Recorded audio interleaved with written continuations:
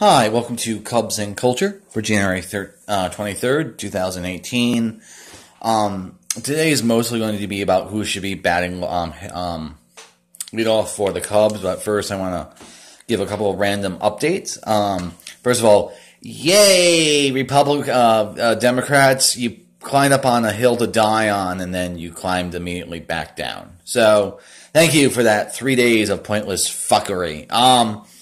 Also, I have no idea why you're trusting Mitch McConnell, but whatever.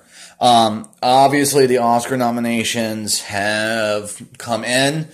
I'm mostly happy with them. I wish Greatest Showman got a little bit more attention in terms of the so-called technical categories. Best Picture, I knew was always going to be a stretch, but whatever. The film has absolutely been successful. Okay, so that's for the random updates. Okay, so there's also, and this is something I think the Epstein front office is good at, been a signing on the Cubs for a backup catcher. His Gimenez, is I think I say his name, Gimenz, Gimenez. I love this signing. It's on a minor league deal. It's on a lot of money, but it's one of the ways in which the Epstein office is really good. Is it's really a multitasking signing. Okay, so catcher is a bit like relief pitching, where you can't have too many catchers in your organization because of just injuries. Certain pitchers work better with certain catchers, etc. So last year the Cubs used like 8 catchers, Contreras most of the time, but then Miguel Montero, Alex Avila, Rene Rivera, and then Victor Caratini sort of the other ones. And so Gimenez is going to probably just be a backup to either. He's either going to stay in AAA Iowa in case of an injury, or he's going to back up Contreras on just to give Contreras a break, because catching is the most physically demanding position. Anyway, now there's 3 other things why I really like this, because one is just a sort of getting for depth for catchers, but then the other thing is Darvish, who I really want the Cubs to sign, this catcher, it's something like a Lester Rossi situation, where Darvish is going on record that he absolutely loves pitching to this guy, and so maybe it will grease the wheels a little bit for the Darvish signing. Reportedly, they're in serious talks now, but whatever the fuck that means, whatever. The other thing I like about him is both Victor Caratini and Wilson Contreras overall both have really good defensive abilities, especially at controlling the running game, but both of them, because they're younger catchers, they have a little bit with game calling and pitch framing.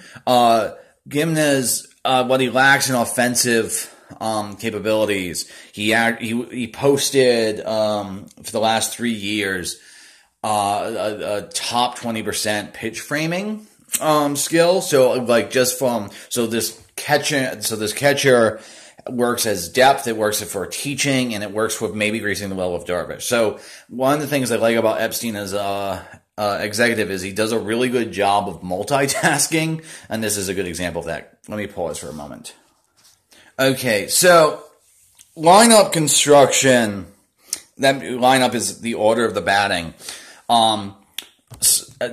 Over the course of 162 games, the number one, the number one slot, not necessarily the person, but the number one slot will see 40% more than 6 through 9 in your lineup, and it will see about 15% more than even the number 2 slot. Okay, and so from 1 to 2, it's a 15% drop over 162 games, and then it's 2 to 3 is 10, 3 to 4 is 10, 4 to 5 is about 8, and then 6 through 9 is about 4 to 6%. in total. And the reason for this is you just think about how a game happens. If a perfect game is thrown, everyone gets 4 3 at bats. However, if anyone gets on base and isn't then doubled off in a double play, either via a hit or a walk, the first slot gets 1 at bat. Okay, for 1 additional at bat. So for one to get 4 plate appearances, someone needs to get a hit or a walk and not get doubled off. For number 2 to get 4 appearances, you need for 2 people to reach base, et cetera, et cetera, et cetera. So for 9 to get 4 plate appearances, you need 9 reaches, 9 walks or 9 hits, et cetera. So over the course of a game, well, a lot of times you will have 4 plate appearances for most of the lineup, and then if you have a game that's really going well for the offense, the number 1 will have 5 plate appearances, or number 2 will have 5 plate appearances. So that's why there's so much. It's just by the nature of the way in which the sport, the way in which the games play out. The first slot in your lineup will see more plate appearances. Okay, so because of that, and also because of the way in which leading off a game is important, in the culture of baseball, there's this whole thing about you need a leadoff hitter, and so a leadoff hitter is someone like there's someone they're a contact hitter. Okay, so they get on base a lot because they either walk a lot or they put the ball in play a lot, and they don't necessarily slug the ball. They sort of they hit for average, not necessarily for power. So like last year, after the Schwarber experience, John Jay, who only had like 1 home run all year, and he had something like 236 plate appearances between home runs, which is a large amount. Jay ended up being the leadoff hitter a lot because he hits for average and not for power. Okay, now one thing about this, and it's one thing I think people overthink, is truly leading off only happens once a game. After that point, it becomes and like any other slot, and so this number 1 slot only gets so many more plate appearances over 162 games. It's not like every single game, the first slot gets 5 plate appearances and the 9th slot gets 2. Okay, because that's mathematically impossible. It's only over the long haul that the number of then the first slot starts really ranking up many more plate appearances. For every individual game, it probably amounts to 1 or 2, but if it's 2 extra anyway, your offense is doing fine. So people, I think, overstress the importance of having a traditional leadoff guy. Okay. I also want to quickly set this up because it's going to be part of my argument in the next section. We know sabermetrically that now here's the thing. You might think, well, the leadoff spots get so many more plate appearances, right? So you should put your best hitter there, your best overall offensive hitter in the number 1 slot. That's actually not true. And the reason why it's not true is if you putting your best overall offensive player and your leadoff in the leadoff slot would work because, of course, your best offensive player works as a leadoff guy, but it doesn't work as the best possible alignment because you want to increase the amount of ribby opportunities for your best hitter. So it's this balance between having someone on base for your best hitter to hit in versus getting him more plate appearances.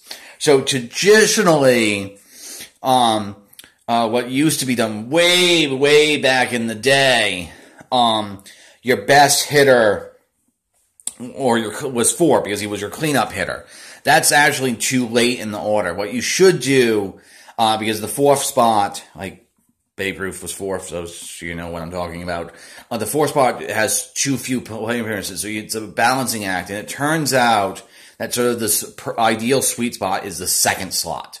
That by putting your best hitter in the 2nd slot, the amount of plate appearances you lose over 162 game is counterbalanced by the number of ribby opportunities he gets by having one person in front of him. Okay, so think about this in terms of the Cubs. You want someone, Chris Bryant's the best overall player, so you want someone on base when he hits a home run, right? Because it's easy. Single home runs aren't anything today, but a double home run or a 3-run homer is how you win a baseball game, if that's sort of how you fit. So I'm going to argue in the next section, because of the number of the sort of players we have for the Cubs, that the leadoff guy, there shouldn't be a leadoff player, that everyone but Bryant should lead off at some point in the season. Okay, thank you. Cubs and Culture out. I'll see you in a moment.